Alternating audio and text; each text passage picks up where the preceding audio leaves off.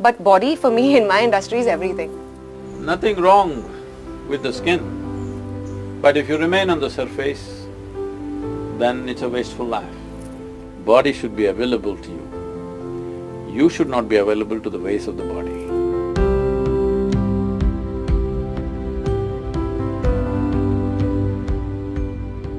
I just finished my inner engineering and it's been the most blissful, blessed feeling ever, and the most amazingly blessed feeling to be sitting here in front of you, Sadhguru. So Sadhguru, I've been thinking about, considering I have spent my entire grown-up adult life in the film industry, my question is a little tilted towards that.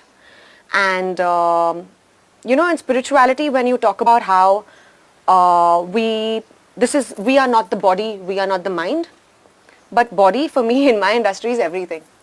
Vanity for me… Because the cameras can capture only the body, yeah. Exactly. So vanity is a very important part of mine as well as my counterparts in the film industry, as well as everyone in today's day and age. In all our lives, vanity is of supreme importance. So how is one… it's a bit of a dichotomic situation. How is one supposed to separate the two?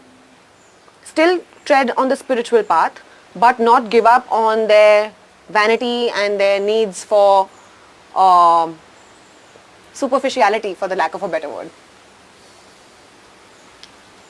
So does anybody live superficially by choice? No.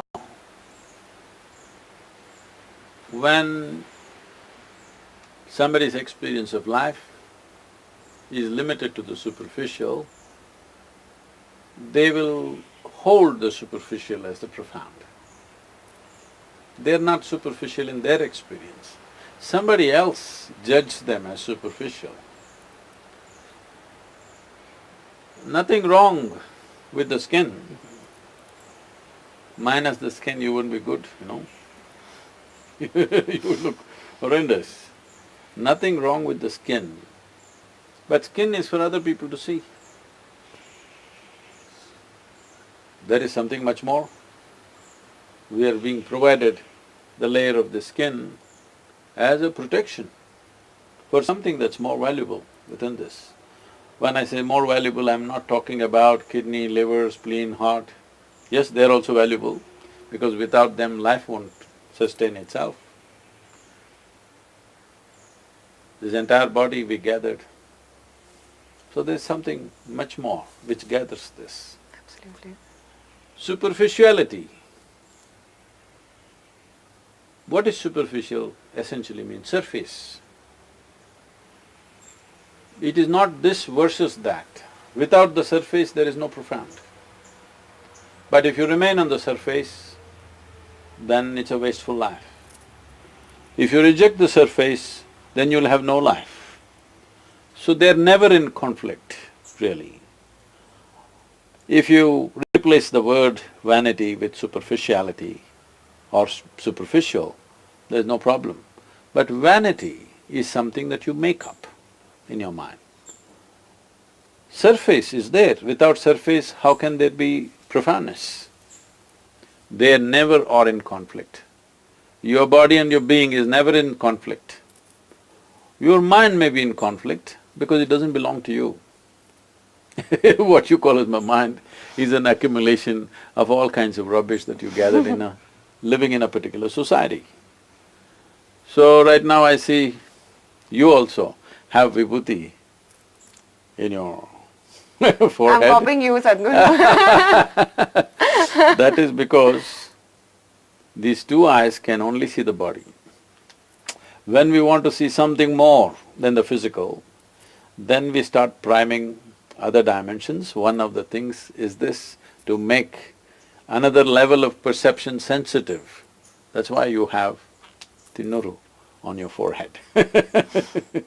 In Tamil Nadu, nobody used to step out of their home without this because always the effort was to see something more than the physical. Yes, very true. And till date, we still put the botu. Till date, which is a good thing, preservation of culture. It's not about culture, there is a science to it. This is a culture which evolved consciously. consciously always focus towards ultimate well-being. We considered the ultimate well-being of the human being far more important than the immediate well-being. So you will see in Tamil Nadu magnificent temples built. I wanted to just look back and see whatever 600 years ago, 1000 years ago, even 2000 years ago, these temples were built. They are engineering marvels. And you can see without machines, without cranes, without trucks, to build these things, huge monuments of stone, what effort it would have taken. Of course. They built such magnificent temples, but they themselves lived in small huts because they held ultimate well-being above immediate well-being. So, the culture always dedicated to profoundness, but not against the surface. You cannot reject the body and be for the being. You must see body for what it is, for its possibilities and its limitations. But you're alive, that's most important. If this life is not there in this body, nobody wants this body, isn't it? Absolutely. Only because there is life inside, body has become valuable. Yep. Minus the life within, this body is just a doll, it's just a statue, as good as that. It's nothing and it's not even a statue, it rots. Inanimate things at least last Yes. forever.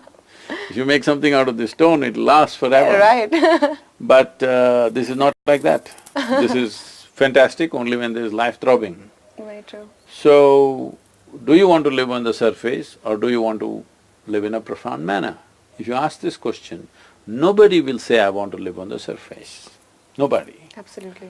Only thing is, whatever we know right now looks like the most profound. So, you're in the film industry, well, you must have a body. If you're bodiless, the cameras, what do? They have to capture something. My soul can sit at home. They'll be like, okay, bye. We can't see you. So, nothing wrong with the body, but one should not be limited to the body. Right. Body should be available to you. You should not be available to the ways of the body. That's all that's important. Words to live by, truly.